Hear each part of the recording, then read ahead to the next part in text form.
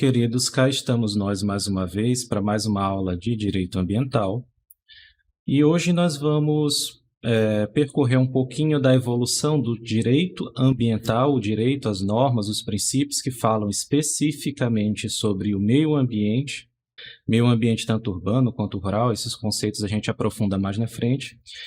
E vamos fazer algumas considerações sobre o porquê é necessário que se criem regramentos específicos acerca do acesso do homem ao meio ambiente, tá bom? Então vamos lá. O homem e o impacto ambiental.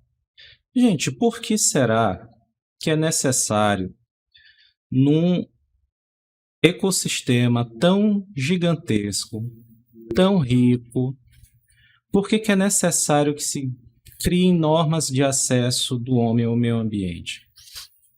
Para quem é religioso, o meio ambiente não foi criado por Deus para os homens, por que você vai limitar o acesso das pessoas aos recursos naturais, aos recursos ambientais de alguma forma? Nós temos, por exemplo, um planeta que é o quê? Rico em florestas, rico de vida nos mares, nós temos oceano com muita vida, com muitas espécies diferentes. Os estudos dizem que nós não conhecemos cerca de 80% de todas as espécies que existem, tanto nos oceanos quanto na face da Terra. Então, por que você cria limites ao uso das pessoas aos recursos naturais? Se você for pensar um pouco, isso é uma coisa recente. Nós não falávamos, enquanto espécie, de limite ao uso dos recursos naturais. Nós sempre queríamos mais acesso, como fomentar mais acesso, aumentar a pesca, como é que nós vamos aumentar a caça, falando de espécie, nós precisamos comer, como é que você aumenta a caça, como é que você produz mais manufaturas, mais jarros, mais joias, como é que você minera mais ouro, mais prata, mais metais preciosos. Então, por que existe isso? Por que você pensa, você cria regras que vão, na verdade, dificultar a vida das pessoas, já que você vai limitar o acesso delas ao meio ambiente? Qual é a razão disso? Vamos lá. Se nós formos perceber como o homem ele vem se comportando com o passar dos tempos, nós vamos ver que na maior parte da história do homem, ele foi caçador e coletor. Pensa o seguinte, se nós falamos de um homem, um Homo sapiens que se desenvolve há mais ou menos 50 mil anos desde o seu surgimento até ele se espalhar pelo planeta, nós estamos falando basicamente de um caçador e coletor. Em tempos mais modernos, nós já falamos de um homem que consegue dominar a agricultura. Nós temos aqui duas representações, uma tentando representar o Egito Antigo, outra representando um agricultor na Idade Média, e nós conseguimos perceber que esse homem ele está modificando a natureza, ele está usando da agricultura para modificar a natureza, e nós percebemos que ele está usando praticamente da mesma forma. Você está fazendo o quê? Uso de rios para irrigação, desvio de rios para irrigação, você está fazendo o desmatamento do solo para seu plantio e você está usando da sua força, dos seus músculos, da sua força muscular e também da tração animal simples para fazer o cultivo dessa plantação. Você retirar para você fazer a atividade agropastoril. Mas eu quero voltar um pouquinho. Me diga uma coisa, antes do homem começar a ser agricultor, quando ele era simplesmente caçador e coletor, vocês acham que ele causava um dano ambiental? Pense o seguinte, como é que o homem se espalhava? Ele precisava desmatar florestas, abrir caminhos. Muitas vezes, para você fazer uma pequena lareira, ou para você caçar animais, ou para atravessar um bosque, o homem usava simplesmente o do fogo. Você pega um bosque ali, você acha que ele pode ser aproveitado, ou ele é muito difícil de ser transposto cortando as árvores, ele simplesmente podia tocar fogo em tudo. O homem, quando ele estava se espalhando da África, que é a teoria mais atual, mais aceita, que ele nasceu na África e se espalhou pelo resto do mundo. Quando ele saiu da África e ele ia para outros locais e ele precisava se alimentar, ele era um predador que caçava as espécies que estavam ali disponíveis. Não existia uma preocupação em você, olha, eu vou preservar, não existia uma preocupação sistemática, né? Eu vou preservar essas espécies, eu vou tomar cuidado para que meu impacto ambiental seja pequeno. Ele tinha necessidade de comer, tinha que pôr comida na mesa e ia lá e caçava os animais que tinha à sua disposição. Se nós formos procurar os registros arqueológicos, muitas espécies elas foram levadas à extinção durante esse período da expansão da humanidade. Então, só trago isso à tona porque às vezes existe uma teoria de que o homem no sistema de produção primitivo, por exemplo, nossos indígenas aqui quando eles chegaram, o homem do Neolítico, do Paleolítico, não, eles não causavam impactos ambientais, eles eram sociedades adaptadas à natureza. Isso é uma inverdade, certo? O homem, mesmo antes de construir grandes cidades, grandes metrópoles, ter a industrialização que nós vamos falar daqui a pouco, ele já era um grande causador de impactos ambientais. Inclusive, vou botar um texto acerca disso, acerca da extinção da megafauna australiana nos textos complementares de vocês, tá bom? Mas voltando aqui ao que eu falava anteriormente. Nós tivemos um grande período da nossa história em que o homem já estava organizado em cidades, ele causava impactos ambientais. Penso, se eu tenho uma cidade, um feudo, eu estou causando um grande desmatamento para a instalação humana ali. Pessoas que precisam comer, pessoas que precisam se vestir, então eu vou ter um uso grande de recursos naturais. Mas veja assim, eu tenho uma foto do Egito Antigo que está representando algo que é de provavelmente 1000 anos antes de Cristo, e eu tenho uma foto da Idade Média que já estamos falando de ali 1200 depois de Cristo. Pelo menos aqui mais de 2000 anos de distância temporal, mas nós vemos praticamente a mesma sistemática, o mesmo acesso a recursos, certo? A mesma forma de impacto do homem sobre o meio ambiente. Mas quando nós vamos chegando, queridos, na Idade Moderna, e nós vemos a questão da industrialização, nós vemos que esse impacto ao meio ambiente ele cresceu de uma forma imensa. Se antes, para que eu quisesse derrubar um bosque, eu tinha que eu mais meus compatriotas pegarmos em machados, entrarmos no bosque, derrubar árvore por árvore, se você for ver como é isso é feito atualmente, vai uma pessoa só com um trator e derruba o bosque num dia. Uma coisa que podia demorar 6 meses anteriormente, hoje, o homem, usando a máquina, ele consegue fazer em um dia. Então, o nosso acesso aos recursos naturais, ele cresceu de uma forma gigantesca. Eu tinha uma pequena manufatura familiar. Eu queria fazer uma roupa de lã. Eu tinha que criar a ovelha, eu tinha que tosar a ovelha, eu tinha que fazer o fio e tinha que tecer toda a roupa manualmente. Atualmente nós vemos indústrias que criam o quê? Tecidos numa velocidade incrível.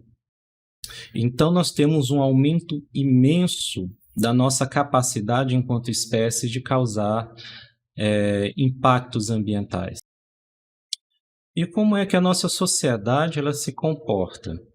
Vejamos, se eu tivesse naquela slide aqui, olha, o homem lá na Idade Média,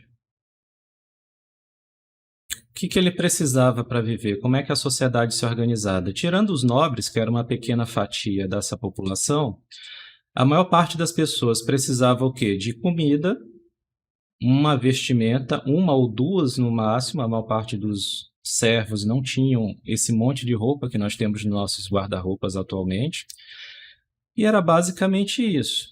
Ter comida, ter um teto e ter alguma coisa para vestir. Isso era o necessário para se viver.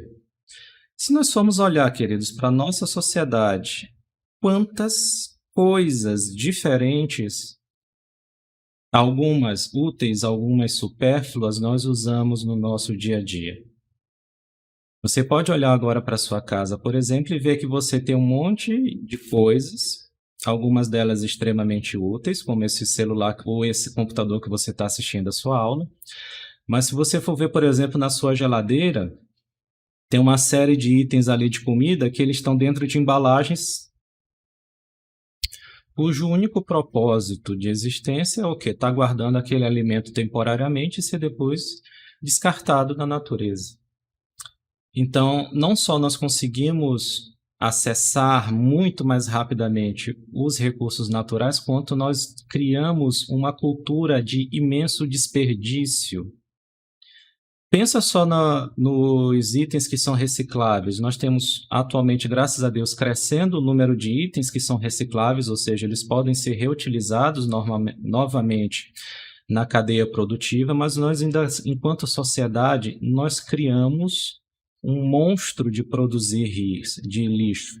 Lixo que vai ser devolvido ao meio ambiente e ele pode destruir, poluir aquele meio ambiente de algumas formas ou até mesmo nos causar problemas, doenças, etc.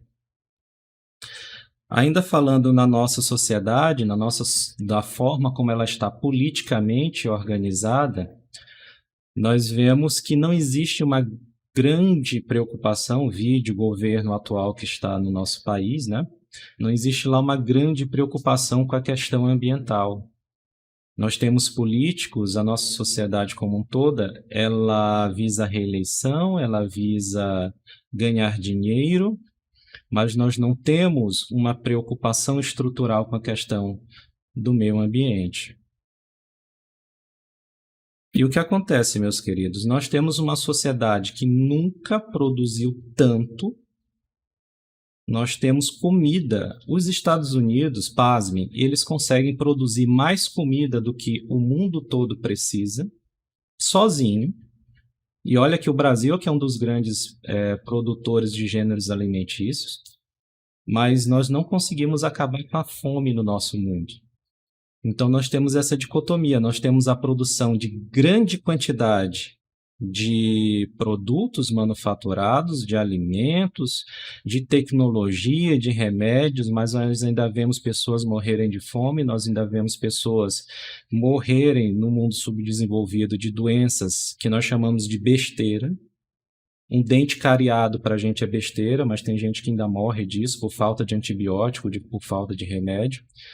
E essa é a realidade do mundo em que vivemos hoje. Então, nós temos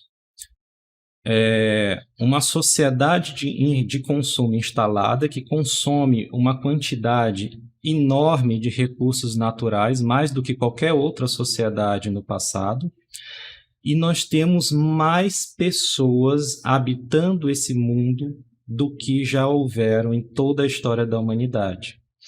As estimativas dos historiadores é que durante toda a evolução do homem, ele nunca passou de 1 bilhão de pessoas, na Terra até os anos 1800. Então pense assim, as estimativas são entre 500 milhões a 1 bilhão de pessoas. Então se estima que até o ano de 1800 nós tínhamos 1 bilhão de pessoas no planeta. Se você vai ver, atualmente, nós temos mais de 7 bilhões de pessoas em todo o planeta com um ritmo de consumo absurdo, que nunca se viu antes, com uma geração de desperdício que nunca se viu antes. As estimativas da ONU é que, atualmente, em 2020, nós tenhamos 7,8 bilhões de pessoas habitando esse planeta e a projeção da ONU é que em 2100 nós tenhamos 11,2 bilhões de pessoas no planeta. Então, queridos, você consegue perceber que a nossa capacidade enquanto espécie de causar um impacto ambiental, ela cresceu exponencialmente em todos os sentidos. O nosso acesso aos recursos naturais, ele cresceu. Nós conseguimos desmatar muito mais, nós conseguimos desviar rios, nós conseguimos, se não tomarmos cuidado com o desmatamento, desertificar locais. A nossa população que precisa, que tem que é incentivada ao consumismo, ela consome muito mais do que precisa e gera um grande desperdício. E nós nunca tivemos tantas pessoas precisando de casa, de comida, de água, de vestimenta, de internet, de energia, de bens úteis e de bens supérfluos em toda a história da humanidade. Só pensa o seguinte, você vai no McDonald's com seus amigos, você já reparou como é que fica a sua mesa depois que vocês levantam? A quantidade de lixo que é gerado para você comer um sanduichinho desse tamanho aqui, a quantidade de lixo que foi produzida ali só naquele momento, naquele ato, essa é a nossa sociedade e esse é o impacto que nós causamos. Então, o que acontece? Nós, em escala nunca antes vista, nós causamos, enquanto espécie, desertificação de florestas, locais que antes eram riquíssimos em fauna e flora. Devido a essa nossa exploração do meio ambiente, eles estão se tornando desertos. Inclusive, nós podemos levantar a desertificação por guerras. Existem locais hoje que antes eram paraísos naturais, eles foram completamente devastados devido ao quê? Guerras. A partir da Segunda Guerra Mundial, nós tivemos a industrialização da guerra também. Tem locais hoje que são inabitáveis porque eram usados como locais de testes nucleares ou sofreram acidentes nucleares, como Pripyat, no caso do acidente de Chernobyl. Nós, enquanto espécies, nós estamos modificando tanto o meio ambiente, as características naturais do meio ambiente, que nós estamos modificando, inclusive, o clima do planeta.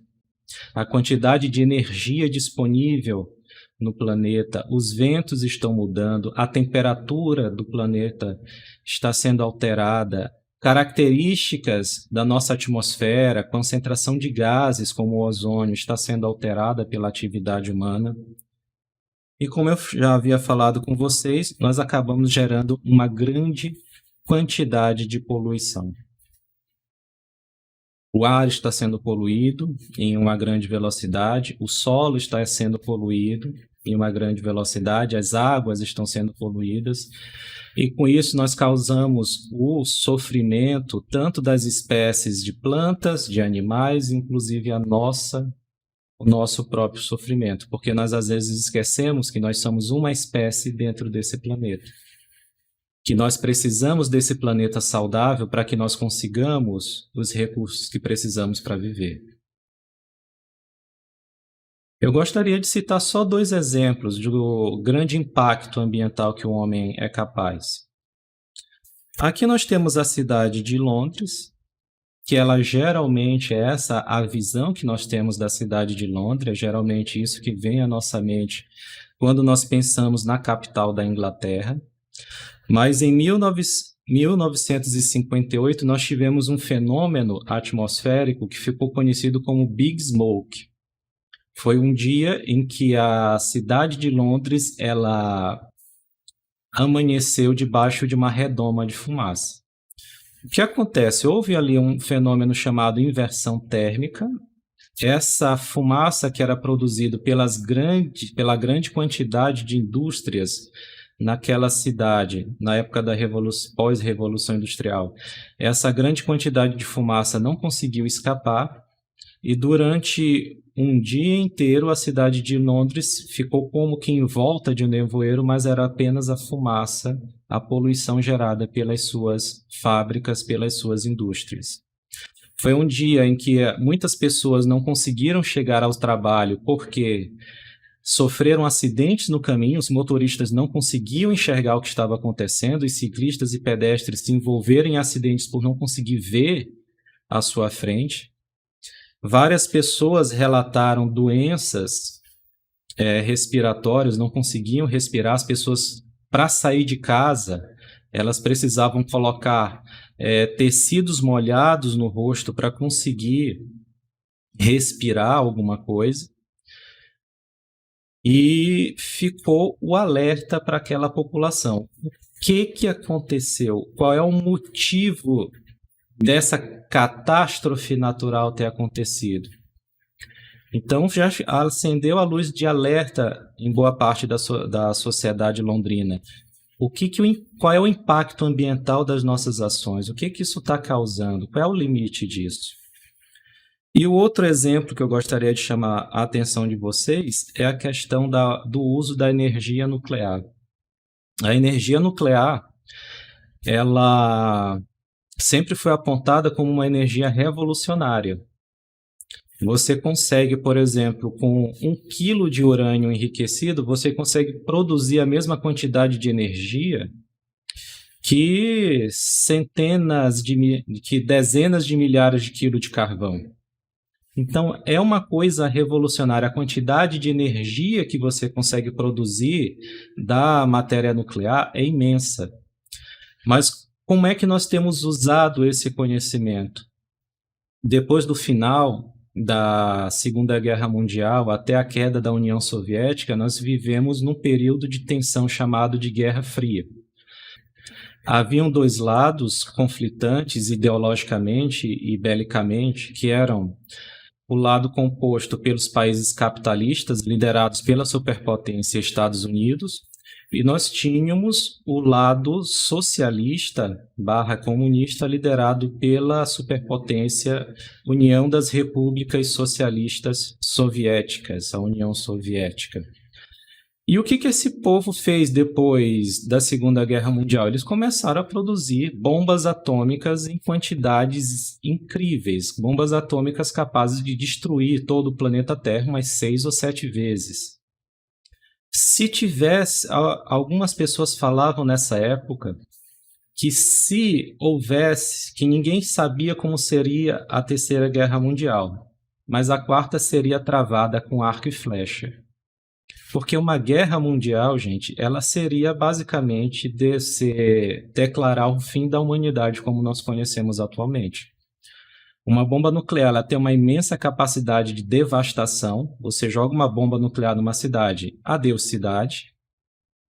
A menor bomba nuclear que foi produzida, eu acho que foi a bomba nuclear de Hiroshima, e nós vimos, até hoje é estudado como aquilo ali foi perigoso, como aquilo ali foi destrutivo, como aquilo ali ainda gera sequelas naquela sociedade. Então, a primeiro momento, você tem a destruição de uma cidade e você também tem a questão da poluição radioativa. Uma bomba nuclear, ela gera o fallout, libera na atmosfera uma grande quantidade de material radioativo, e esse material radioativo ele vai parar na comida das pessoas, ele é inalado, e isso gera uma série de problemas para todos os seres vivos no planeta, não só os seres humanos. Se você quiser se assustar um pouquinho, existe uma forma de datar mais ou menos qual é a sua idade pela quantidade de material radioativo que existe atualmente nos seus ossos. Então, um antropólogo, daqui a alguns anos, que nós todos tivemos morrido, ele pode achar um esqueleto nosso e datar mais ou menos qual a nossa idade, quando mais ou menos nós nascemos, porque pela grande quantidade de material radioativo que foi jogado pelos testes nucleares das grandes superpotências nesse período. Estados Unidos, França, Inglaterra, a própria União Soviética. Então, tudo isso está correndo, todos esses rejeitos estão correndo no nosso corpo. E só Deus sabe quais são efetivamente os efeitos que eles estão causando. Então, queridos, dentro desse cenário em que o ser humano percebeu que ele pode causar a sua própria extinção, ele pode causar mal a si mesmo, se ele continuasse usando do meio ambiente, dos recursos naturais de uma forma desenfreada, é por isso que se começou a pensar e a se estruturar um limite a esse acesso do homem à natureza. Por quê? Porque existe um risco real, e nós já vivemos algumas dessas sequelas, existe um risco real do homem prejudicar-se a si mesmo enquanto espécie pelo uso desenfreado dos recursos naturais. Então, o que acontece?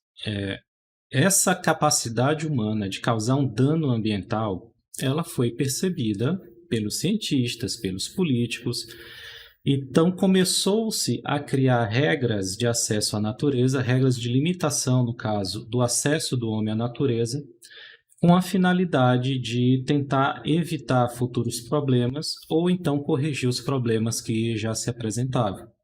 Por exemplo, depois do Big Smoke em Londres, os políticos começaram a se reunir, procuraram opiniões dos cientistas para tentar entender o que estava acontecendo e o que se deveria fazer para que isso não acontecesse mais.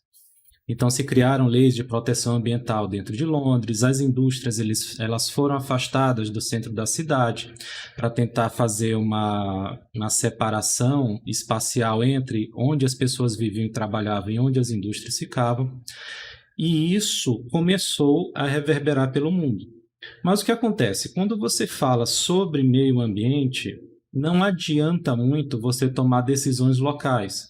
Pensa o seguinte: quando a usina de Fukushima, no Japão, teve problemas e houve vazamento de radiação, a costa dos Estados Unidos acabou sendo afetada. Acabou chegando peixe lá com indícios de material radioativo, que eles tinham ingerido material radioativo e foram para a costa dos Estados Unidos. E nós estamos falando de um oceano de distância.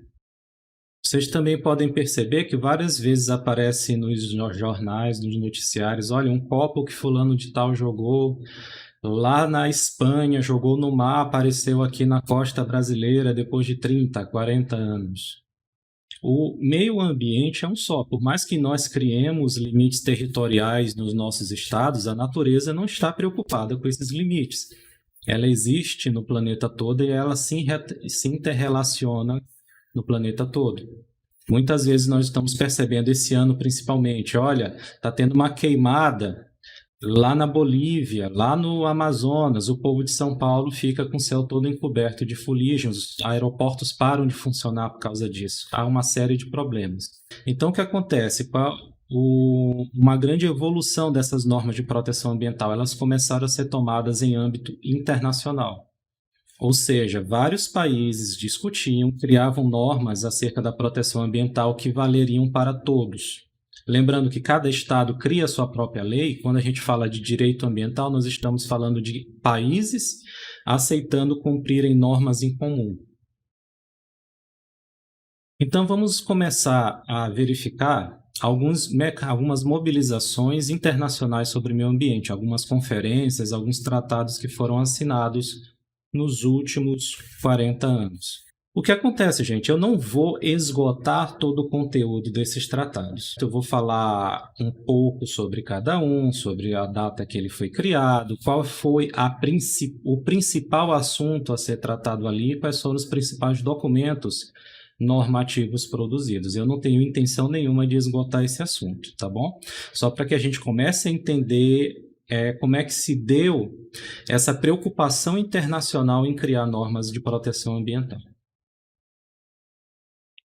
Vamos começar pela primeira, a Conferência das Nações Unidas sobre Meio Ambiente Humano, que aconteceu em Estocolmo, na Suécia, em 1972.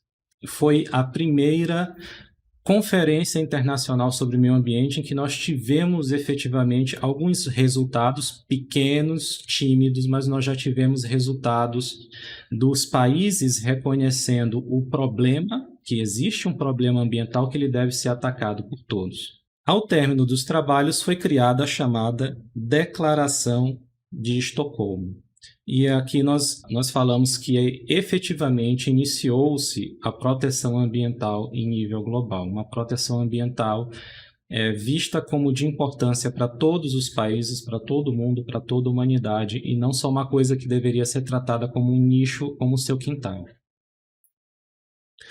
Infelizmente, sendo a primeira conferência internacional sobre meio ambiente, nós não tivemos muitos avanços, mas pelo menos os debates eles foram iniciados. E nós vimos uma grande discussão entre dois grupos de países. Alguns países eles ficaram conhecidos como preservacionistas, que eram em sua maioria os países desenvolvidos, E esses países desenvolvidos eram que estavam alardeando, olha, nós estamos tendo vários problemas ambientais, a poluição das indústrias está afetando, está alterando o clima, está poluindo os rios. Nós estamos tendo problemas de desertificação com a derrubada das florestas, a matéria-prima ela está ficando mais escassa, a população está aumentando e nós vamos enfrentar problemas em função disso. Então, esses países, em sua maioria, eram aqueles que estavam alardeando para esses problemas. E o que acontece? O que eles propunham, os preservacionistas? Que o ritmo de desenvolvimento ele fosse ou diminuído ou cessado, com a finalidade de preservar o meio ambiente. A proposta inicial era mais ou menos essa: vamos retardar a industrialização, vamos retardar o desenvolvimento com a finalidade de viabilizar a proteção ambiental. E quais foram qual foi o grupo que se opôs aos preservacionistas, como assim ficaram chamados? Foram os desenvolvimentistas. Em sua maioria eram os países subdesenvolvidos. A preocupação inicial desses países era o quê? Era o desenvolvimento. Eles entendiam que eles precisavam se desenvolver mais, a economia deles deveria crescer mais, deveria gerar mais lucro, e eles não aceitavam essa proposta, essa possibilidade de interromper o seu desenvolvimento, a sua industrialização, o crescimento do seu mercado em troca da proteção ambiental. Inclusive, alguns desses países subdesenvolvidos, os países do grupo dos desenvolvimentistas, eles diziam que os países desenvolvidos usaram todos os recursos naturais e agora queriam que os subdesenvolvidos parassem de se desenvolver. Eles estavam tipo assim, pensando, eles querem arrumar uma desculpa para fazer com que eles continuem sendo desenvolvidos e nós subdesenvolvidos. Nós não vamos aceitar essa história. E adivinhem quem é que estava ali marcando presença como um dos países líderes desse grupo, dos desenvolvimentistas, era o nosso querido Brasil. Mas vamos dar um desconto para o Brasil. Se nós formos ver que no ano de 1972, o Brasil ainda estava sendo governado pela ditadura militar. E um dos mantras da ditadura militar era a industrialização, o desenvolvimento e o crescimento econômico do país. Se eles conseguiram, são outros 500, mas era o que era mais alardeado nos meios de comunicação e espalhado para a população, né? Uma frase que acho que vale mencionar: o Brasil chegou a manifestar-se assim: nós aceitamos a poluição. Se for necessário destruir floresta ou o que quer que seja em troca do desenvolvimento, o país estava aceitando. Aí uma pequena pulga na orelha dos senhores. Por quê? Que o nome dessa conferência era Conferência das Nações Unidas sobre Meio Ambiente Humano. O que será que eles fizeram essa nomenclatura? Porque a preocupação, se pensava em preservar o meio ambiente, se pensava em diminuir o ritmo de crescimento, de industrialização, com qual finalidade? Apenas o bem-estar humano. O foco era, o ser humano precisa desses recursos lá na frente, então, simplesmente por isso, nós estamos tomando a decisão racional de preservar esses recursos. Não existia a ideia, não, vamos preservar o meio ambiente porque isso é o certo, vamos preservar o meio ambiente porque as outras espécies vivas também merecem a oportunidade de crescer e se desenvolver. Na verdade, era mais olhando para o nosso próprio umbigo, porque nós vimos que o problema, caso o ritmo, a forma de desenvolvimento que estava se estruturando naquele momento, ela perdurasse muito tempo, o próprio ser humano iria colher os problemas advindos disso. Menos comida, mais necessidade de bens, menos recursos, mais população, isso tenderia a causar um grande problema a nível mundial. Nós tivemos como documento criado nessa conferência a chamada Declaração de Estocolmo. A Declaração de Estocolmo tem 25 princípios, então o que acontece? Não são normas jurídicas propriamente ditas, são princípios que aqueles países assinaram, reconheceram, tomaram como importantes para que fossem englobados em suas próprias legislações posteriormente. Então, sendo princípios, elas são normas flexíveis que não obrigavam os países a nada. Não existia nenhum compromisso de, por exemplo, fazendo um paralelo com um outro documento, não tem nada a ver, que cria metas. Olha, vamos diminuir em 5,2% as emissões de CO2 na atmosfera. Não tinha nada disso. É como se fosse uma carta de primeiras intenções. Eu gostaria de ler com vocês o princípio de número 1 da Declaração de Estocolmo, que ela basicamente resume todo esse panorama que era enfrentado, com a ameaça de escassez de recursos naturais, o crescimento da população no país e os desafios ambientais que adviriam daí. O homem é, ao mesmo tempo, criatura e criador do meio ambiente que lhe dá sustento físico e lhe oferece a oportunidade de desenvolver-se intelectual, moral, social e espiritualmente. A longa e difícil evolução da raça humana no planeta levou a um estágio em que, com o rápido progresso da ciência e da tecnologia, conquistou o poder de transformar de inúmeras maneiras e em escala sem precedentes o meio ambiente. Natural ou criado pelo homem, é o meio ambiente essencial para o bem-estar e para o gozo dos direitos humanos fundamentais, até mesmo o direito à própria vida. Guardem isso aqui que quando nós formos falar de Constituição e meio ambiente, eu vou voltar novamente para as discussões que tem nesse texto. Falar agora sobre a Convenção sobre o Comércio Internacional das Espécies da Flora e da Fauna em Perigo de Extinção, a chamada CITES, que data de 1973. A CITES, ela regulamenta a exportação, importação, reexportação de animais e plantas e suas partes e derivados através de um sistema de emissão de licenças e certificados que são expedidos quando se cumprem determinados requisitos. E o Brasil é um signatário dessa convenção. Qual é o objetivo, gente? O ser humano, ao longo da sua existência, ele levou várias espécies, infelizmente, à extinção. A caça predatória, a caça para comida. Nós levamos várias espécies, tanto animais quanto vegetais, à extinção. E existe, na verdade, infelizmente, uma cultura nossa, enquanto espécie, de caçar, ter, por exemplo, plantas ornamentais raras. Eu quero mamíferos raros que só existem na África. Isso, especialmente no século anterior, isso era a moda dos ricos. Qual era a diversão, por exemplo, de um homem vitoriano que se dizia másculo, que se dizia macho? Eu vou viajar para a África e eu vou lá matar um rinoceronte, vou lá matar um urso, vou matar um elefante e vou exibir esse animal empalhado, morto na minha sala.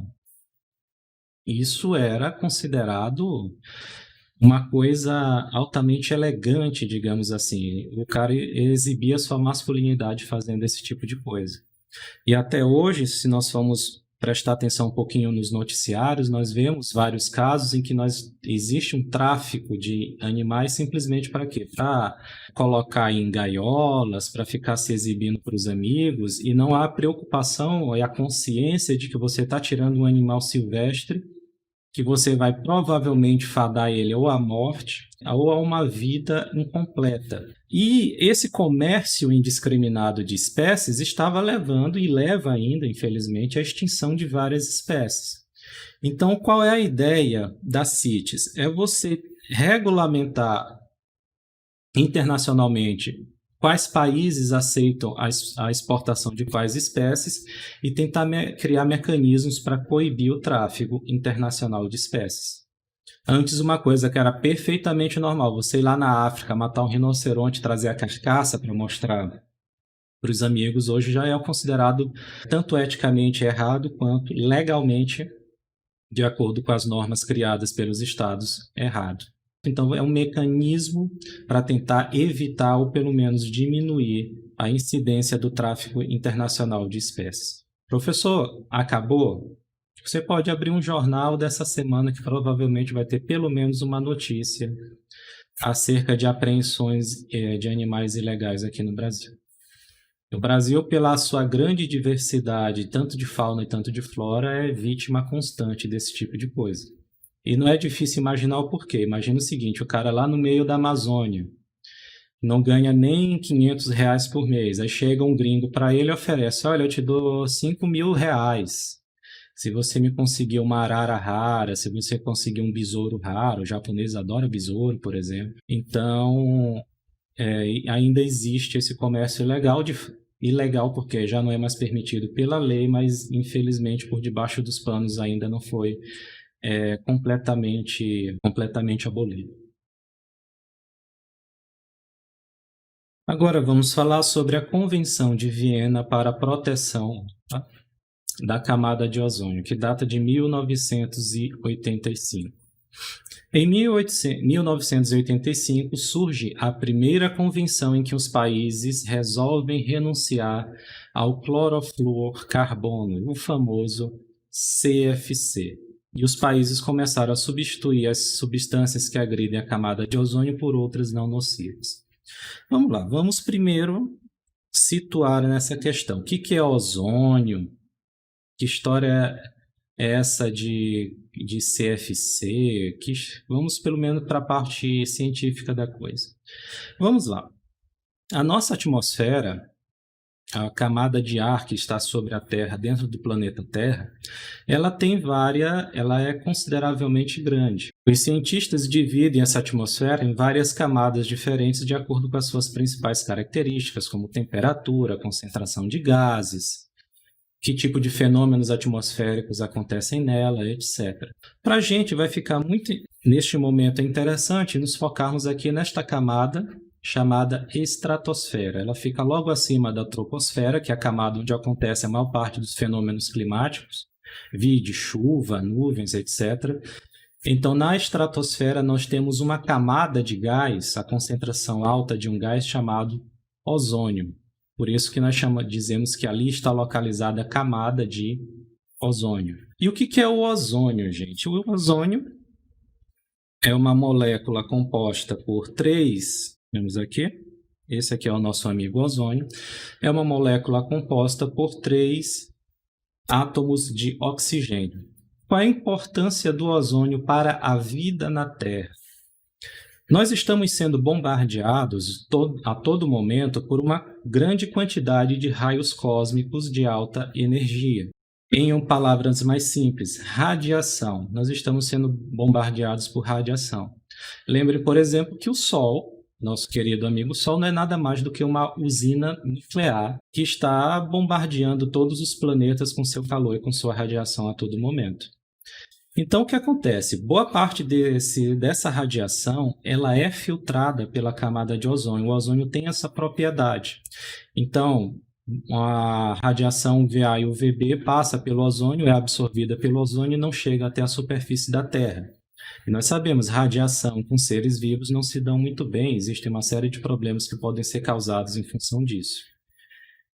Já sabemos quem é o ozônio. E quem são esses tais de clorofluorcarbonetos, ou CF6?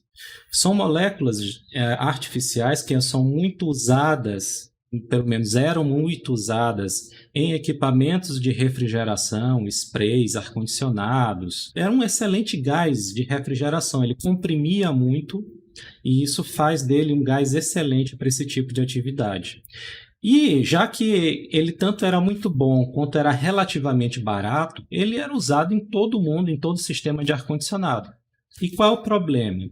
Se verificou que a camada de ozônio ela estava diminuindo. Se conseguiu perceber buracos nessa camada de ozônio. Aqui nós temos uma representação do que seria isso. Nós temos aqui o planeta Terra. Se vocês perceberem esta mancha aqui, em vários momentos diferentes, isso aqui eram buracos que estavam sendo registrados na camada de ozônio do planeta. E se levantou como possibilidade de que o causador desses buracos na camada de ozônio seria a indiscriminada em grande quantidade de emissão de CFCs que estava acontecendo em todo o mundo. O que acontece com o CFC? Ele vai soltar um átomo de cloro na atmosfera. Esse cloro ele acaba reagindo com o ozônio e forma o monóxido de cloro e uma molécula de oxigênio. A molécula de oxigênio ela é mais estável do que a molécula de ozônio. Então, ela dificilmente volta a se ligar com outro átomo de oxigênio para formar ozônio novamente. E o que acontece? Esse monóxido de cloro ele é instável. Ele não permanece assim por muito tempo. O que acontece? Ele acaba liberando esse oxigênio e fica um átomo de cloro livre. E ele retoma novamente essa cadeia. Então, o que acontece? Uma molécula de CFC conseguia destruir, por assim dizer, várias outras moléculas de ozônio até que ele fosse assimilado de alguma outra forma e parasse de funcionar como um catalisador para desfazer o ozônio na atmosfera, na estratosfera. Se vinculou essa possibilidade, é uma possibilidade plausível. E o que acontece? Em 85, verificando esse problema com a camada de ozônio, os países resolveram renunciar à utilização dos CFCs. Professor, eles baniram completamente? Não. Existem algumas atividades muito restritas que o uso do CFC é obrigatório. Não existe nenhum outro gás seja viável para a atividade que ele faz. Ainda não se tem um substituto viável para algumas atividades. Exemplo, extintores em aviões. Aviões eles têm extintores para caso incêndio, o piloto aperta lá um botão e sai um gás para tentar apagar o incêndio. Esse gás, até hoje, ele é feito à base de CFC.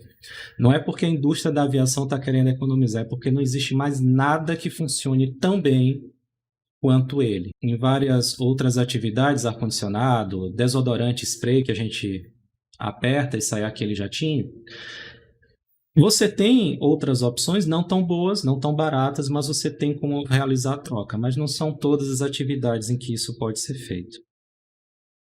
Vinculado a essa convenção, nós temos a criação do Protocolo de Montreal sobre substâncias que destroem a camada de ozônio. E esse Protocolo de Montreal ele vai estabelecer as metas para reduzir a emissão de substâncias nocivas para a camada de ozônio. É nele que vão estar as metas de diminuição do uso dos CFCs e as proibições. Só para ter uma ideia aqui, gente.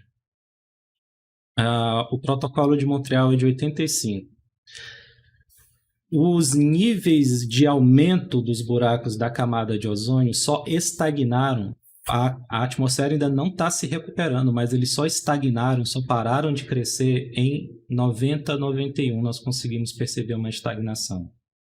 Então, o que acontece? Você faz uma norma sobre meio ambiente hoje, ela demora a surtir um efeito. Por quê? Demora para a natureza começar a se recuperar das ações que foram feitas. Isso quando ela consegue sozinho se recuperar. Pela primeira vez, foi usado numa norma internacional o chamado princípio da precaução. Foi usado justamente na Convenção de Viena. O que é o princípio da precaução? Nós vamos trabalhar com princípios. É a próxima aula com mais detalhes, mas só para a gente entender aqui, não perder essa chance. A ideia do princípio da precaução é quando eu tenho uma incerteza científica sobre algo, mas essa incerteza não me impede de tomar uma ação de segurança, uma caução.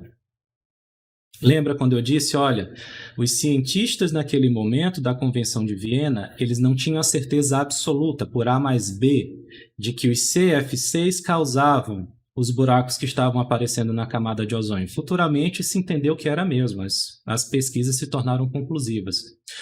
Mas o que acontece? Não foi um impedimento para que eles tomassem a decisão de tentar erradicar o máximo possível o seu uso dentro da indústria moderna.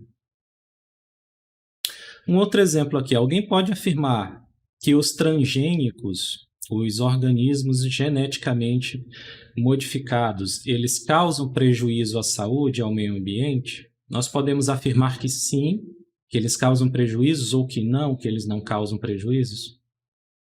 Atualmente não, né? Nós não temos essa capacidade. Mas o que acontece? Existe a possibilidade de que os transgênicos causem dano? Existe possibilidade? Existe. Então nós vamos tratar esse assunto com alguma cautela. Você vai plantar transgênico? Problema nenhum, mas nós exigimos de você um acompanhamento melhor, que você faça relatórios, que você tome A, B e C medidas de contenção, caso haja algum problema.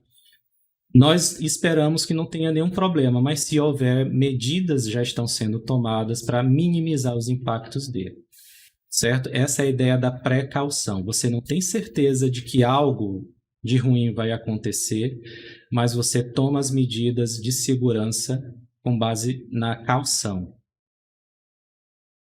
Como eu falei para vocês, em 1985, perdão pelo erro aqui, não se tinha certeza de que os CFCs realmente prejudicavam a camada de ozônio.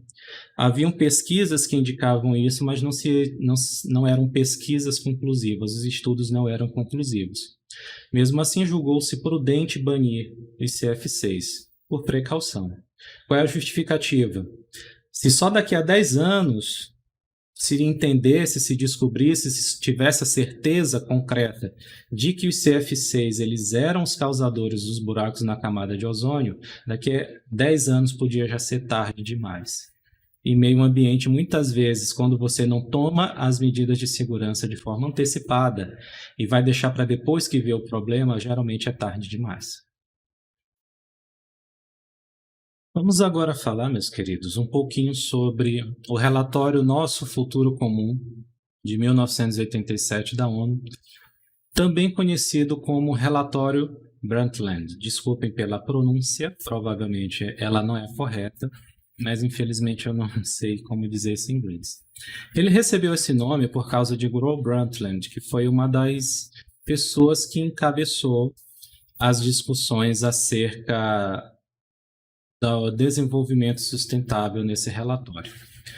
Qual é a importância do relatório Nosso Futuro Comum? Entre outros assuntos, a principal ideia que foi ali desenvolvida foi a questão do desenvolvimento sustentável.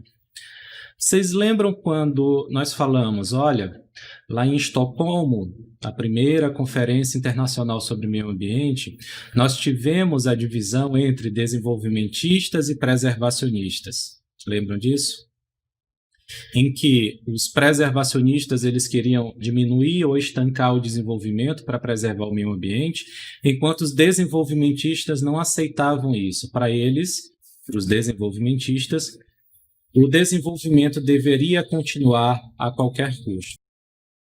A ideia do desenvolvimento sustentável vem tentar pôr um fim a essa dicotomia, a esse conflito. O que deveria ser desenvolvimento sustentável? É aquele desenvolvimento que atende às necessidades das presentes gerações sem comprometer as necessidades das futuras gerações. Então, aqui não se pensa em estancar o desenvolvimento para a proteção ambiental. Você entende que o desenvolvimento ele vai existir. Quando eu falo desenvolvimento, eu estou falando principalmente da questão econômica da coisa. Ele vai existir, mas ele não pode ser tão nocivo, ele não pode ser tão danoso ao meio ambiente que venha a inviabilizar o acesso das futuras gerações aos recursos naturais. Então, tem que ser um desenvolvimento que o quê? Que ele se sustente por muito tempo, não um desenvolvimento que seja predatório. Um desenvolvimento muito bom, muito rápido neste momento, mas que inviabilize que esse desenvolvimento continue futuramente para as futuras gerações. Algumas medidas para a implantação de um programa minimamente adequado de desenvolvimento sustentável. Uso de novos materiais de construção. Se você for ver a atividade de construção, é uma das que mais geram resíduos. Se você já teve uma reforma na sua casa, se você já passou na frente de um prédio sendo construído, você sabe do que eu estou falando. tanto poeira, tanto barulho, principalmente muitos resíduos sólidos, restos, desperdício. Então, uma coisa que vem ajudar no desenvolvimento sustentável é a questão de você usar materiais mais novos, técnicas mais novas, gerem menos desperdício. Outra, reestruturação da distribuição de zonas residenciais e industriais. Eu peguei essa foto aqui, eu não sei quantos de vocês conhecem. Isso aqui é uma foto de um joguinho chamado The Sims. Ele fica quieto. Qual é a ideia, por exemplo, de reestruturação da distribuição das zonas residenciais? A ideia, não sei se é bem visível, mas olha, você destina algumas zonas do espaço à indústria, outras ao comércio, outras você vai destinar a quê? À habitação das pessoas, certo? Então, você tenta organizar o espaço de uma forma inteligente para quê? Para usar melhor as características do espaço e evitar danos maiores ao meio ambiente. Por exemplo, imagina, eu quero criar um parque industrial, quero criar uma indústria, eu coloco ela na nascente de um rio. Qual é o problema provável que eu vou gerar nesse rio? Provavelmente eu vou aniquilar esse rio. Se for uma indústria que ela seja muito poluidora, que tenha um tráfego muito grande de veículos pesados, provavelmente aquele olho d'água vai morrer. E o rio, consequentemente, vai secar. E todos os animais, todas as pessoas que tiravam água desse rio para viver vão ficar com a sua existência comprometida, com o seu bem-estar comprometido.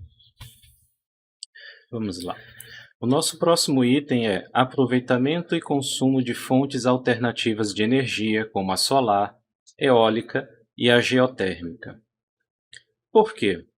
Porque pense o seguinte, se você usa, e a nossa matriz energética atual ela é baseada em combustíveis fósseis, são combustíveis que precisam ser extraídos da natureza, eles causam uma grande poluição e eles terão fim um dia. Um dia o petróleo no mundo vai acabar e nós ficaremos sem essa matriz energética. Nós ficaríamos dependentes, então, de criar uma outra forma de sustentar a nossa civilização. Já quando eu falo de energia solar, eólica e geotérmica, eu estou falando de fontes disponíveis, fontes que são renováveis, porque não existe a perspectiva de que eles se acabem algum dia, e o seu uso causa um impacto ambiental muito pequeno. O que seria, por exemplo, energia solar? Pode ser feita através da disposição de painéis solares, painéis fotovoltaicos, ou pode ser por aproveitamento térmico da energia solar, por exemplo, um aquecedor de água de chuveiro solar. É um easter egg aqui para vocês, eu quero que vocês coloquem nos comentários desse vídeo de onde é que vocês acham que é essa usina solar aqui. Esta linda usina, com esses 3 círculos aqui. Outro item que nós temos é a reciclagem de materiais reaproveitáveis.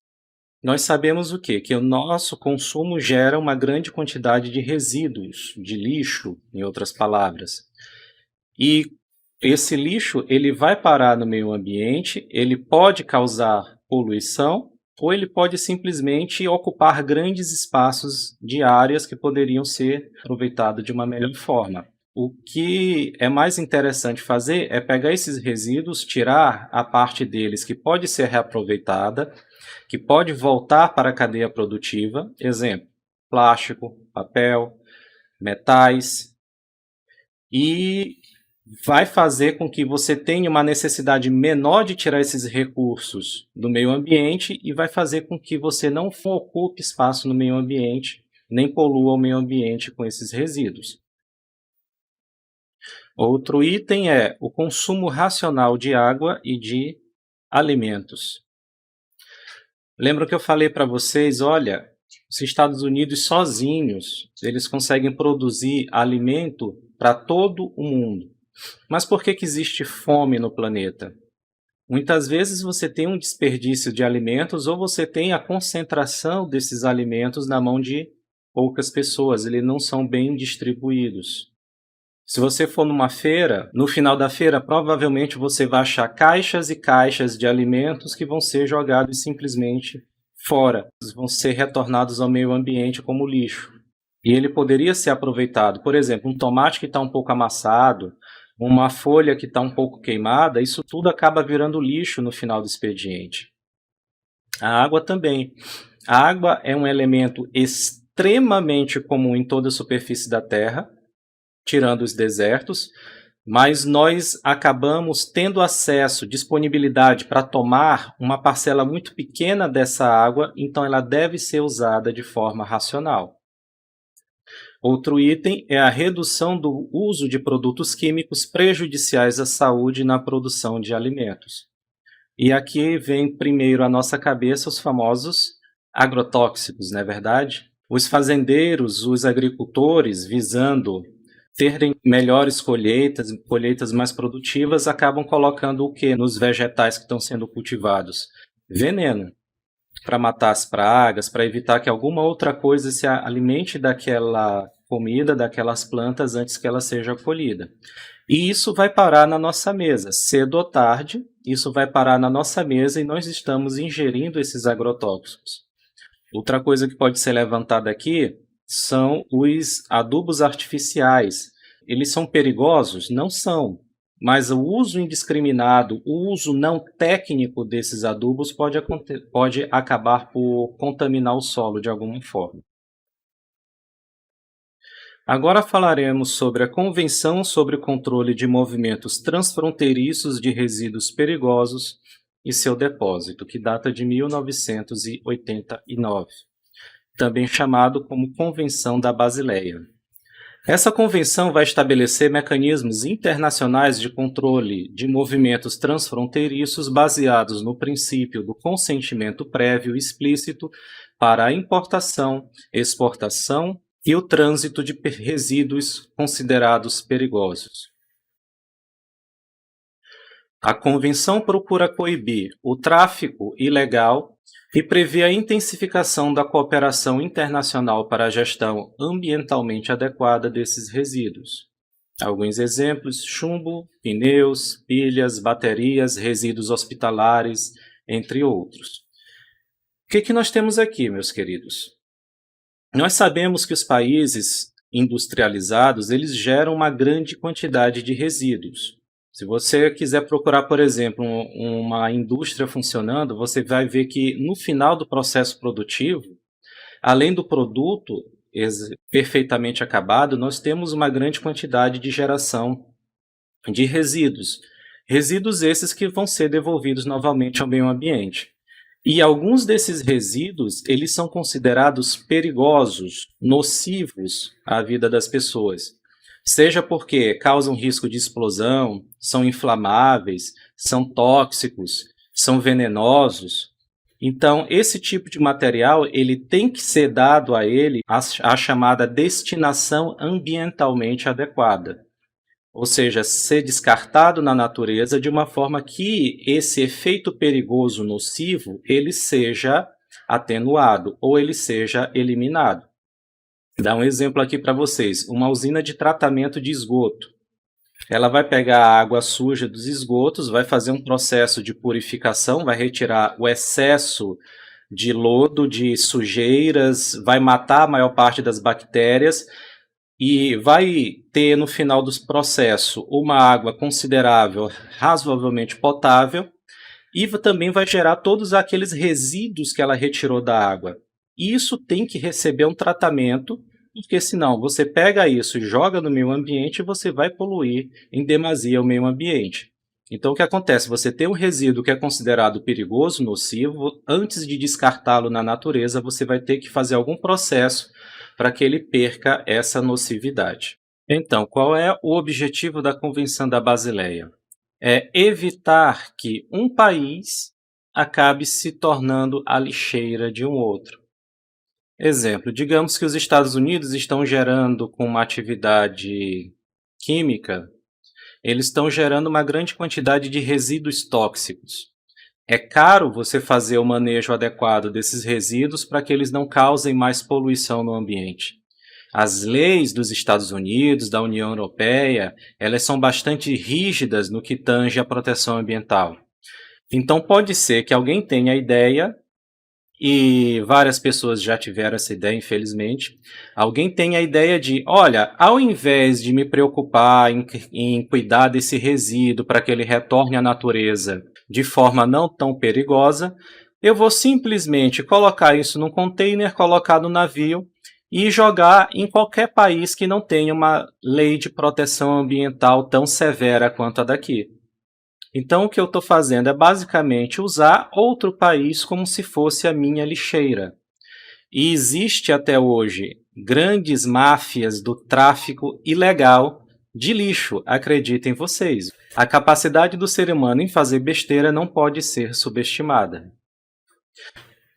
Aqui eu coloquei alguns exemplos de resíduos que são considerados perigosos porque pilhas contêm metais pesados, contém chumbo, isso causa o envenenamento do solo, as plantas e os animais acabam se alimentando desse solo contaminado e isso vem parar também na nossa alimentação de alguma forma.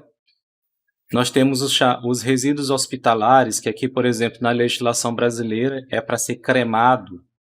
Por quê? Porque eu tenho resíduos que podem estar contaminados biologicamente, por vírus, bactéria, fungo, qualquer coisa assim, que possa vir causar um grande dano à saúde das pessoas. Deixa eu dar um exemplo para vocês.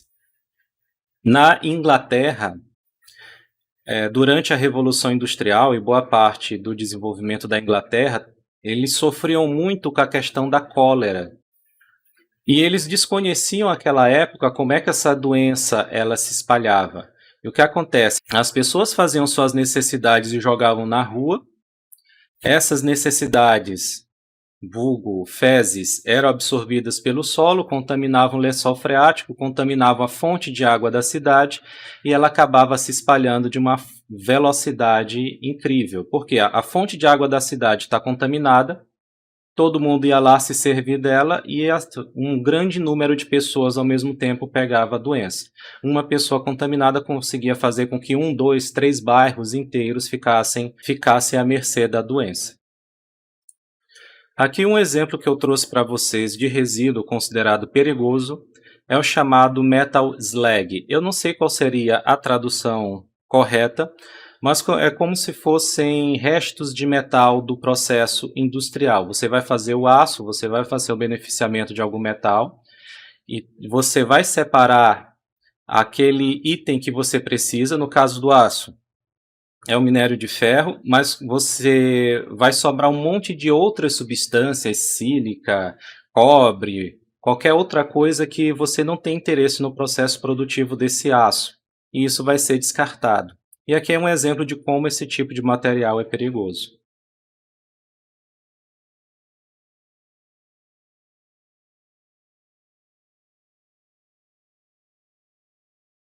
Aí você tem o resíduo sendo despejado, no caso, no meio ambiente.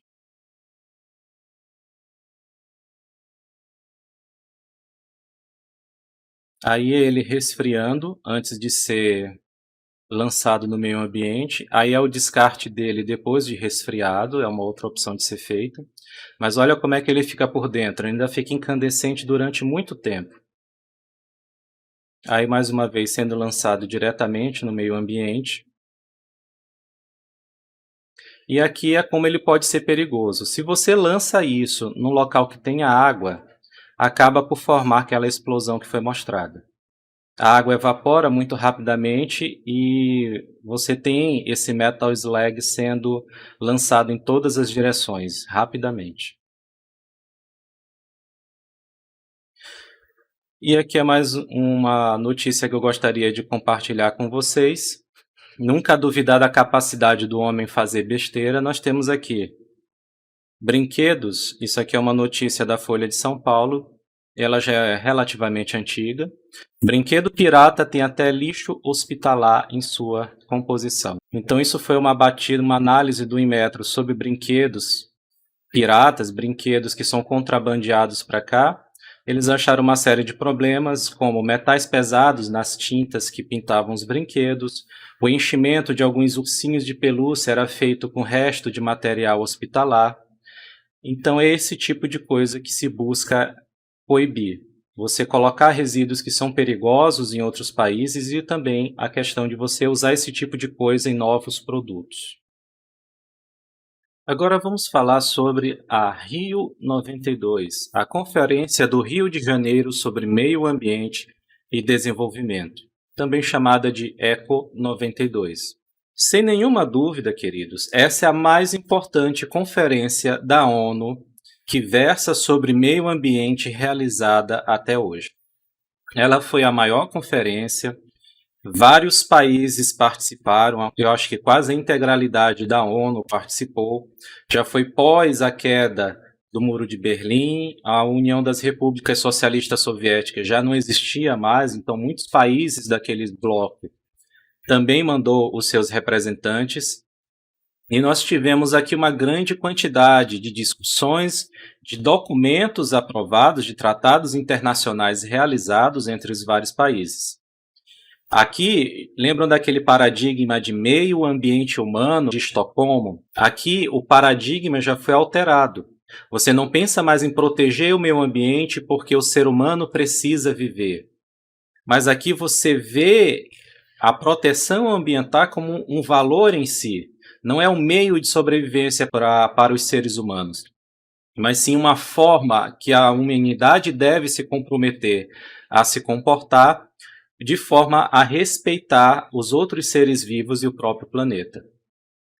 Os principais instrumentos criados na ECO 92 foram a Declaração do Rio, que é uma declaração de princípios, a Agenda 21, que é um plano de ação, metas foram taxadas para que sejam cumpridas pelos países que as assinaram, a Convenção Quadro sobre Mudanças de Clima, que vai tratar principalmente da questão relativa à emissão de gases antropogênicos, como o dióxido de carbono, causadores do efeito estufa, a Convenção sobre Diversidade Biológica e a Declaração de Florestas. A Declaração do Rio, como eu falei para vocês, é uma declaração de princípios do direito ambiental. Ela vai abarcar vários temas, como desenvolvimento sustentável, responsabilidade dos estados pela preservação do meio ambiente, acesso à informação sobre a condição ambiental pelos cidadãos, cooperação internacional, entre outras. Se vocês fizerem questão, eu posso postar isso aí no material complementar, se vocês tiverem intenção de ler. É só avisar aí nos comentários. A Agenda 21 é um programa de ação com diretrizes para a implementação do desenvolvimento sustentável no mundo inteiro. A Agenda do século XXI, Agenda 21. O que se fez aqui? Não só se falou que o desenvolvimento sustentável é importante, que os países devem se comprometer a realizar o desenvolvimento sustentável, mas aqui se criou realmente um plano de ação. Nós vamos agir dessa e dessa forma. Os objetivos que nós esperamos alcançar dentro desse prazo são esses e esses. Aqui nós já temos os países se organizando mundialmente para cumprir a agenda do desenvolvimento sustentável. É uma tentativa de promover em escala planetária um novo padrão de desenvolvimento, conciliando métodos de proteção ambiental, justiça social e eficiência econômica.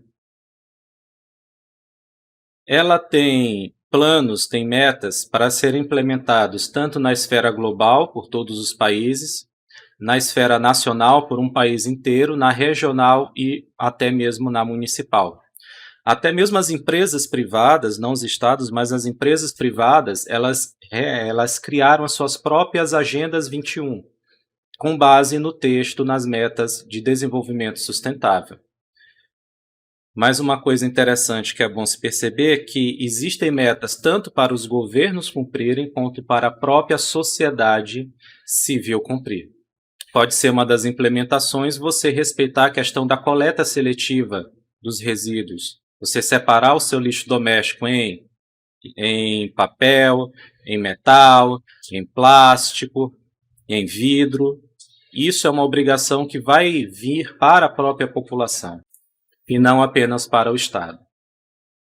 O nosso próximo documento é a Convenção Quadro sobre Mudanças do Clima. Ela se chama Convenção Quadro porque abarca vários assuntos ao mesmo tempo. Então, a ideia de quadro é uma coisa que reúne várias figuras, várias facetas ao mesmo tempo. A preocupação aqui é principalmente a redução dos gases antropogênicos. O que é um gás antropogênico? Antropo, homem, genia, feito por. Então, aqueles gases que são feitos pelo homem, criados pelo homem, que são liberados na atmosfera.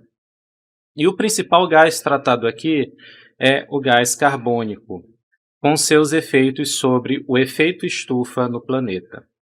Ligado à Convenção Quadro, nós temos o Protocolo de Quioto, que foi o quê? Foi um protocolo, foi um documento escrito para regulamentar a diminuição dos gases antropogênicos e, consequentemente, diminuir o efeito estufa. Vamos lá, então o que seria efeito estufa? Primeiramente, o que é uma estufa? Uma estufa, como vocês podem perceber aqui, é uma armação. Isso aqui, no caso, é uma estufa para plantação, mas existem estufas muito pequenas. Você vê lá na cantina, você vê uma estufa para aquecer ali, não deixar o seu lanche esfriar demais antes de você comer.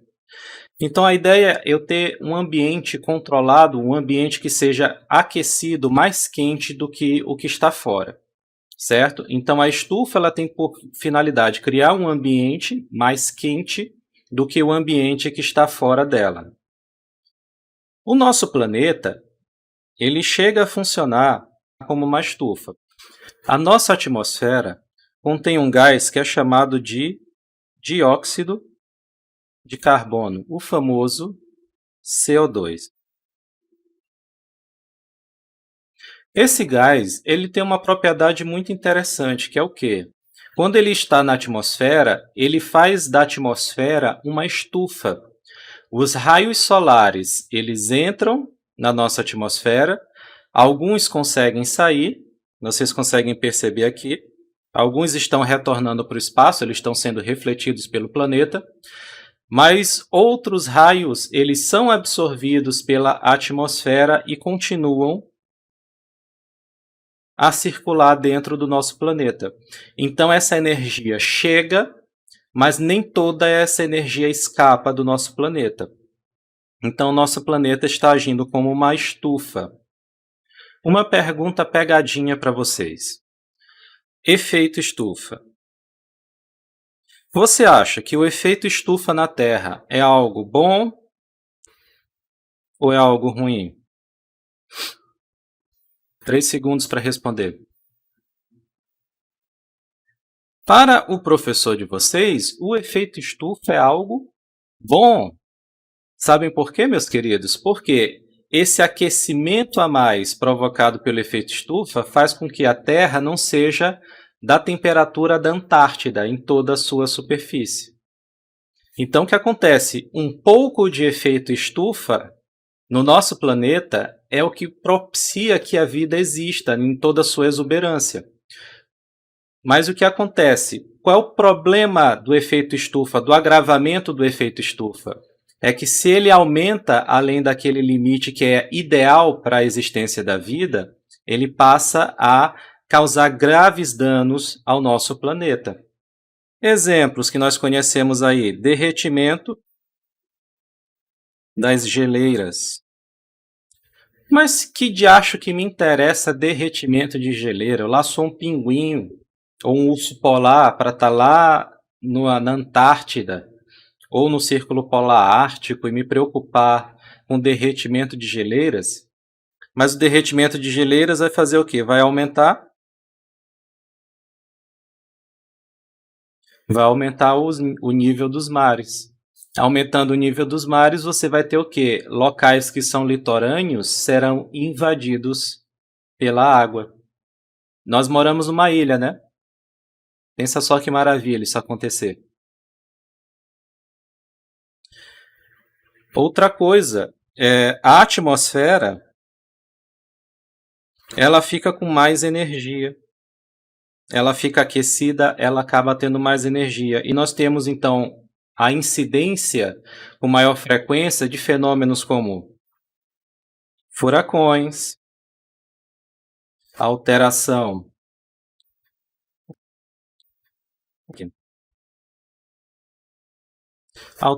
da pluviosidade, ou seja, da época das chuvas. Às vezes você passa por uma seca muito grande, a chuva demora para chegar. Isso são coisas que o efeito estufa, só para ser bem sucinto, algumas coisas que o efeito estufa pode causar de ruim. O protocolo de Kyoto, então, ele vai ter o objetivo de reduzir, dos países assinantes, de reduzir a quantidade de gases causadores do efeito estufa na atmosfera. Nós temos gases produzidos pela indústria, nós temos o CO2 e também o monóxido de carbono. O monóxido de carbono, além de ser um gás do efeito estufa, ele é um gás venenoso para a vida humana. Nós temos os gases advindos da produção de gado, da pecuária. Que gás é esse, gente? É o metano, que é aquele gás que ele vem da fratulência dos bois. Depois pesquisem fratulência aí no Google para vocês saberem o significado. Nós temos os gases provenientes de queimadas, por exemplo, queimadas na Amazônia, e nós temos também a incidência do CO2 e do monóxido de carbono. Então, o protocolo de Kyoto vai ter a função, tem por função a diminuição na geração desses gases. A meta do protocolo é o quê? Reduzir em 5,2% as emissões em relação aos níveis que eram lançados na atmosfera em 1990. O protocolo de Kyoto, queridos, ele traz essas obrigações apenas para os países ricos, para os países desenvolvidos.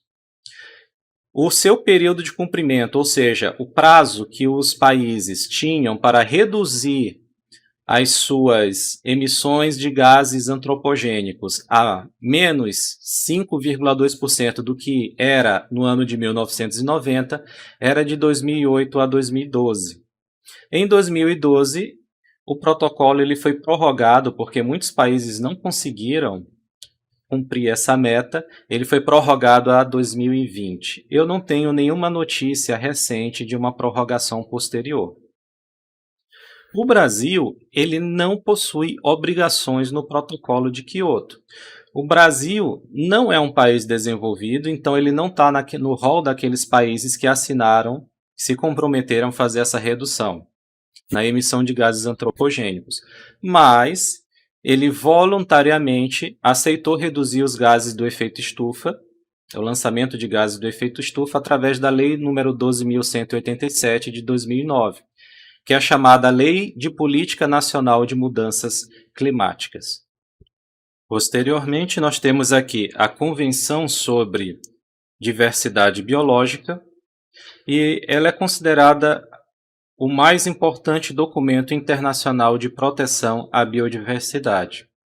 A Convenção sobre Diversidade Biológica ela criou 3 objetivos claros. O primeiro é a conservação da diversidade biológica, ou seja, evitar que animais ou plantas, espécies entrem em extinção, o uso sustentável dos recursos biológicos e a distribuição justa e equitativa dos benefícios do uso dos recursos genéticos. Recursos genéticos, vocês já ouviram falar nisso? O que viriam a ser recursos genéticos, meus queridos? Em 92, era uma época que se falava muito a respeito da chamada biotecnologia. Era uma época em que se falava muito da genética, da manipulação genética. O que seria isso? Imagine que eu tenho um DNA. Aqui eu tenho de um vagalume. E aqui eu vou ter uma outra fita de DNA de uma aranha. Nós sabemos que o nosso DNA é composto por pequenos pedacinhos que nós chamamos de genes, não é verdade? Então, nós vamos ter os genes, que são pequenas quantidades do DNA que vão comandar a produção de proteínas específicas que vão ser, digamos assim, a receita de bolo de como fazer aquele ser vivo. Qual é a ideia, gente, da engenharia genética? Engenharia é uma coisa para construir, não é verdade? Modificar, construir. O que seria a engenharia genética? Seria eu criar técnicas para pegar, por exemplo, um gene do vagalume, colocar no DNA de uma aranha e eu ter, por exemplo, uma aranha que faz uma teia. Que faz uma teia que brilha no escuro. E aí, bastante ficção científica para vocês? Só que não é ficção científica, isso é realidade. Cientistas japoneses, lá em idos de 1994, já fizeram isso. Eles pegaram, no caso, não foi uma aranha, mas pegaram genes de vagalume e colocaram em bichos da seda e fizeram seda que brilha no escuro. Os casulinhos de seda, tudo fosforescentes, brilhando no escuro. E isso gerou algumas discussões no sentido de que muitos países ricos, eles têm o quê, gente? Dinheiro para investir em pesquisa. E eles mandavam seus pesquisadores aos países pobres, subdesenvolvidos, para realizar a pesquisa genética, o sequenciamento de genes, descobrir novas formas de aproveitar esses genes, criar novos materiais, criar novos remédios. E o que acontece? Uma vez que eles patenteavam as técnicas ou patenteavam os remédios, esse lucro dessa pesquisa científica ficava totalmente com os países ricos. Isso não era compartilhado com aquele país que tinha a fauna ou a flora que originou todo esse desenvolvimento. E mais uma vez, isso não é ficção científica. Se você for em qualquer farmácia hoje em dia e você for comprar por insulina, aquela insulina ela foi produzida com uma bactéria que você pegou o gene humano de produção de insulina, colocou naquela bactéria e a bactéria começou a produzir insulina humana. Antes se usava o quê? Se pegava pâncreas de porco, aquele porco que era morto lá no abate para tirar a carne, o pâncreas dele era retirado e era tentada filtrar a insulina. E as pessoas acabavam tendo que se injetar com insulina de porco. Isso para quem tinha diabetes, né, que é tratada com insulina. Então, quando nós falamos de uma distribuição justa e equitativa dos benefícios do uso dos recursos genéticos, nós estamos falando assim, olha, esses países que estão financiando a pesquisa, é justo que eles lucrem? Sim. Mas que parte dessa pesquisa também beneficie os países de origem desses recursos genéticos. E por último, a última convenção que eu vou tratar com vocês é a Rio+10, a Cúpula Mundial sobre Desenvolvimento Sustentável. Posteriormente teve também a Rio+20, ok? Não acabou aqui na Rio+10, mas isso não será assunto das nossas aulas. Aconteceu em Joanesburgo, na África do Sul, em 2002, ou seja, 92 mais 10 anos, nós tivemos lá o ano de 2002. E os objetivos eram a erradicação da pobreza, a mudança dos padrões insustentáveis de produção e consumo e a proteção dos recursos naturais. Quando se fala de proteção de recursos naturais, nós já falamos bastante. Mudança dos padrões insustentáveis de produção e consumo é o quê? O grande desperdício de uso de recursos naturais, tanto na indústria quanto no dia a dia das pessoas. Lembra aquele lixo todo que a gente produz quando vai comer um hambúrguer no McDonald's? Isso aqui a gente já sabe para onde caminha. Mas como é que a erradicação da pobreza, meus queridos, ela vai ajudar na proteção ambiental? Por que tem a ver pobreza com destruição do meio ambiente? Aqui eu tenho uma pequena foto para tentar ilustrar isso. Me diga uma coisa, eu tenho uma zona que é pobre e uma zona que é rica, que é desenvolvida. Onde vocês acham, por exemplo, que na construção civil os métodos de construção vão ser mais amigáveis ao meio ambiente? Vai ter materiais de alta tecnologia que geram menos resíduos, que vão gerar menos lixo para ser jogado no meio ambiente. Na construção civil, você acha que é num local, num país pobre ou num país, numa zona rica, desenvolvida? A desenvolvida. Onde é que você acha que, por exemplo, o saneamento vai ser mais bem feito? Quando a gente fala, por exemplo, de meio ambiente urbano, onde é que as casas vão ser mais arejadas? Onde é que o saneamento básico vai ser feito de forma mais eficiente? Onde é que vai ter tratamento de água, tratamento de esgoto? Vai ser no local rico ou no local pobre? No local rico. Então nós vamos ter o quê? Que a pobreza ela causa o impacto ambiental também, tanto a nível urbano quanto a nível do campo, das florestas, etc. Eu penso, por exemplo, no local rico. Eu penso na Noruega, por exemplo. Eles fazem extração de madeira? Fazem. Mas é uma extração mais controlada. A ideia é que eles procurem o quê? As árvores que são mais jovens, para que as centenárias sejam preservadas, para que aquilo ali consiga se manter sustentável durante muito tempo.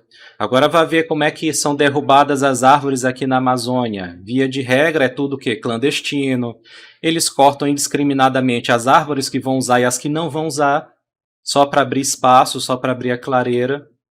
Então, a questão da pobreza, ela também influencia o desenvolvimento sustentável. Então, por isso que lá na Rio+10 se elencou como um dos objetivos para a implementação do desenvolvimento sustentável, ele não vai acontecer a menos que se consiga erradicar a pobreza no mundo.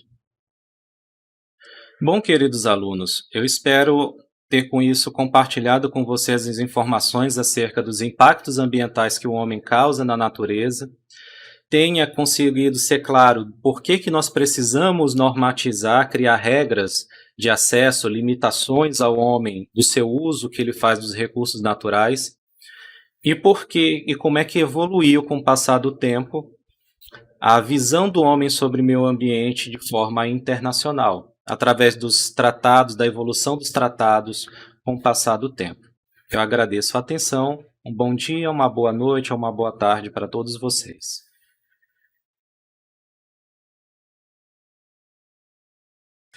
Sim.